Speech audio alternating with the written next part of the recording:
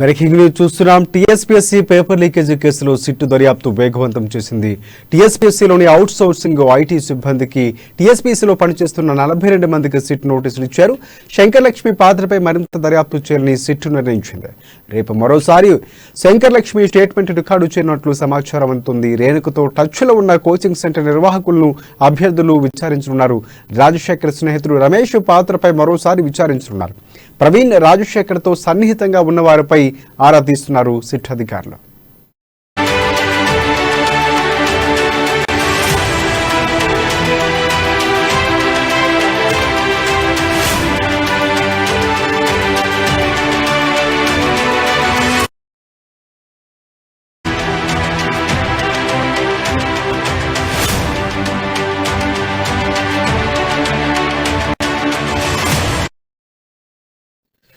TSPSC paper leakage కేసులో sit దర్యాప్తు వేగవంతం చేసింది. టీఎస్పీఎస్సీలోని అవుట్ సోర్సింగ్ ఐటీ సిబ్బందికి టీఎస్పీఎస్సీలో పనిచేస్తున్న 42 మందికి సిట్ నోటీసులు ఇచ్చారు.